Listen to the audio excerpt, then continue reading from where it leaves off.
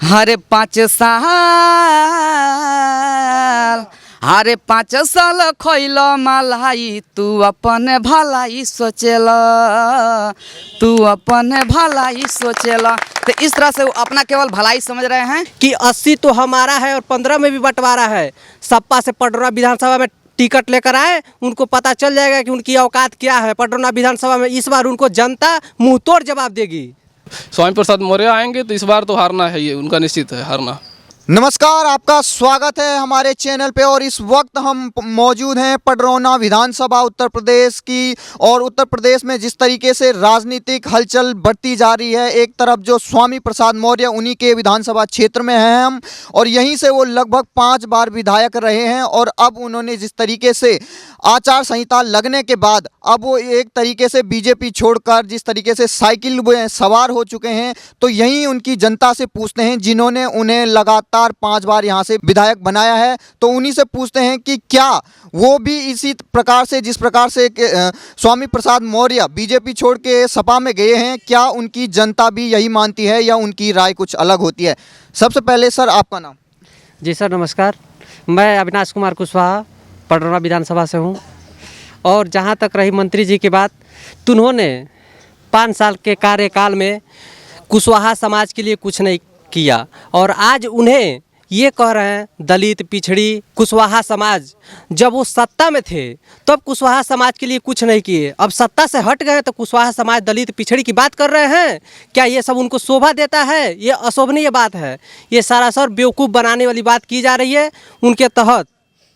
तो आपको क्या लगता है कि जिस तरीके से वो उन्होंने अब अखिलेश यादव जी का दामन थाम लिया है और लास्ट में आचार संहिता लगने के बाद मंत्री रहे, श्रम विकास और रोजगार मंत्री, और लास्ट में कहते हैं कि पिछड़ों और शोषितों के लिए योगी सरकार ने काम नहीं किया, तो आपको क्या लगता है, क्या ये सच है?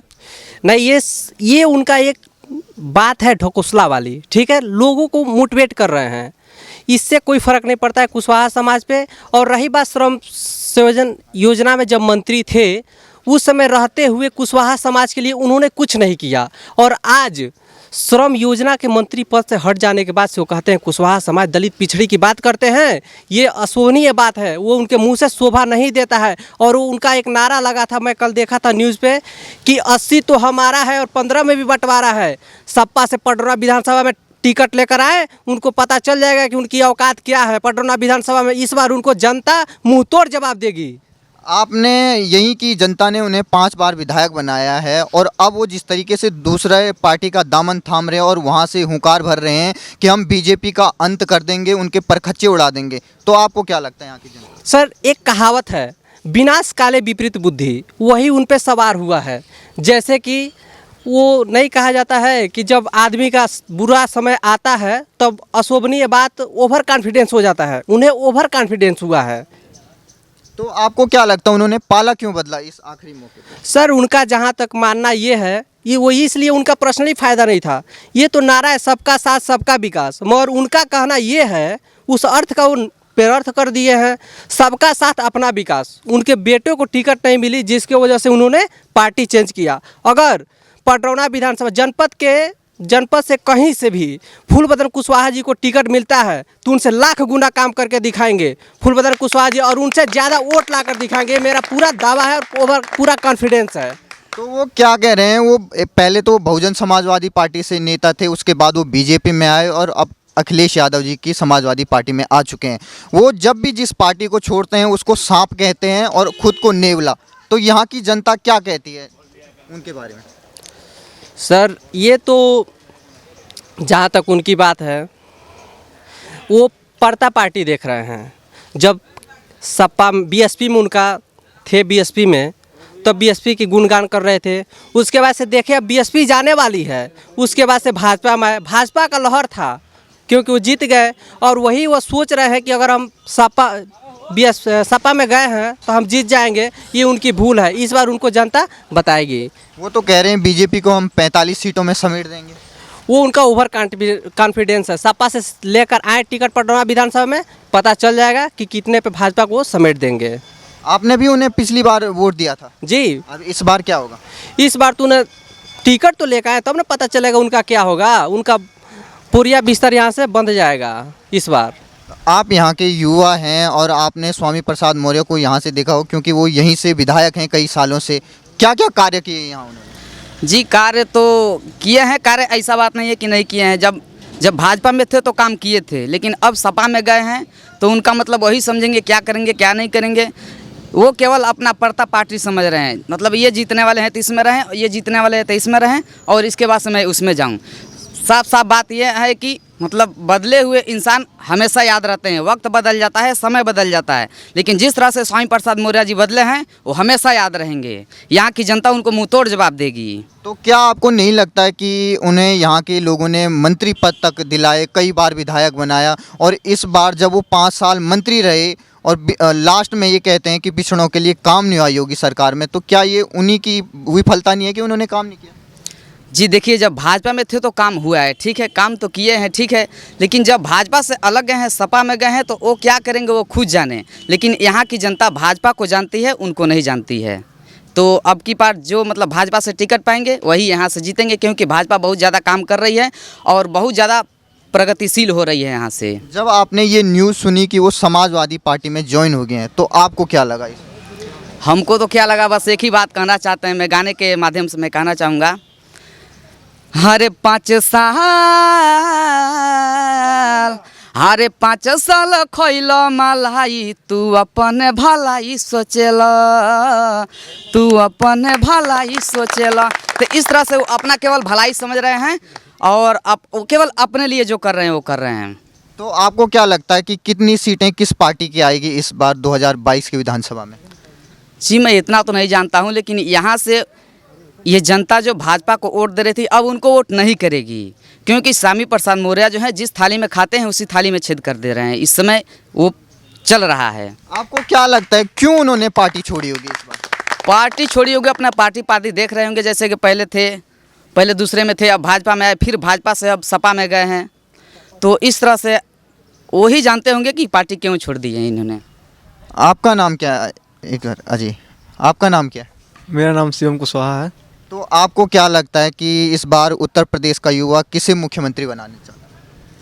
अभी तो योगी जी को ही। और यहाँ तो स्वामी प्रसाद मौर्य जी अब समाजवादी पार्टी में चले गए हैं। उनके जाने से कुछ होता थोड़ी है। बीजेपी में थे, बीजेपी के नाम पे वो जीतते थे।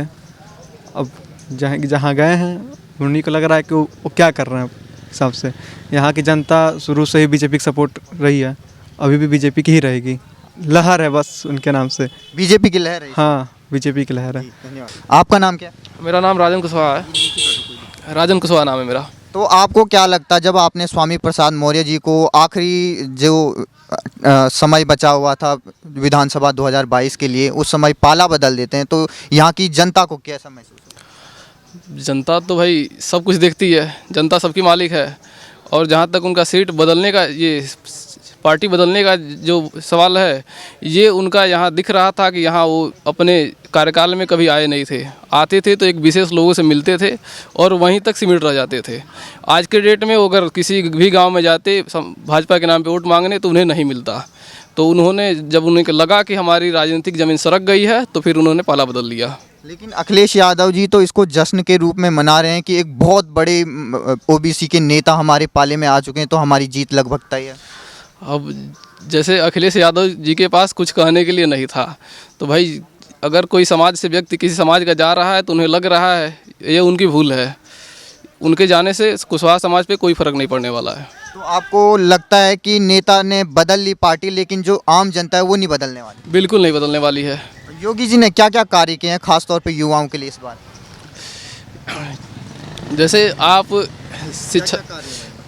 आप चिकित्सा के क्षेत्र में देख लीजिए, जब कोरोना का माहौल चल रहा था, शुरुआत चल रहा था, तो योगी जी खुद कोरोना पॉजिटिव थे, उसके बाद भी काम कर रहे थे। और अखिलेश यादव जी जिनके साथ वो गए हैं उनको देख लीजिए, पूरे कोरोना काल में कहीं भी नहीं दिखे। आप लोग मीडिया बंधु हैं, आप लोग देखते होंगे, कहीं भी नहीं दिखने को मिला उनको। ना उनके कार्यकर्ता दिखे, ना उन्होंने बाद में अभी अफवाह फैलाए थे वैक्सीन के बारे में भी। शुरुआत में वैक्सीन के बारे में अफवाह फैलाए, बाद में खुद लगवाए वैक्सीन, लोगों को धोखा दिए।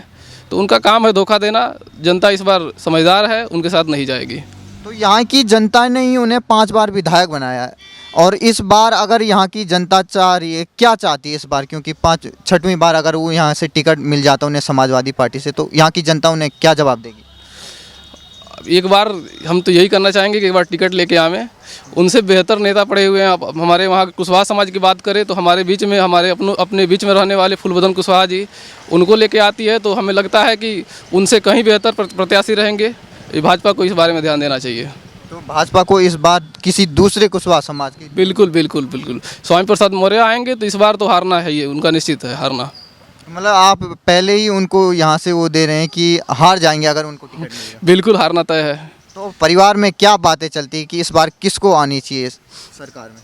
इस बार आप कहीं भी आप जाएंगे, गांव में जाएंगे, आज के चाहे चौराहों पे जाएंगे, जहाँ भी जाएंगे वहाँ देखेंगे कि इस बार जो स्वामी प्रसाद मौर्य, उनको दल बदलने का एक, अपना सत्ता में रहने के लिए उनकी एक भूख है दल बदलना। और उन केवल दूसरे का विकास तो करना नहीं है, केवल अपना व्यक्तिगत विकास के लिए वो दल बदलते रहते हैं। तो बस। तो आपको क्या लगता है कि 403 सीटों में से किस पार्टी की कितनी सीटें आएंगी? चूँकि हम लोग भी लगातार न्यूज़ देखते रहते हैं तो हमारे अनुमानतः बीजेपी 280 प्लस सीटें तो लेके ही आएगी। तो मतलब योगी जी ने क्या क्या कार्य किए हैं पिछले 5 सालों में आपको? योगी जी के कार्य चिकित्सा क्षेत्र में देख लीजिए, शिक्षा क्षेत्र में देख लीजिए, सड़क के माध्यम में देख लीजिए। आप पहले सड़कों का, एक तो आप अभी जो पहले सफ़र हुआ करता था 4 घंटे का, आज के डेट में 1 से 1.5 घंटे में वो सफ़र पूरा हो जाता है। तो कहीं ना कहीं उनसे काफ़ी बेहतर सुविधाएँ हैं। जी धन्यवाद।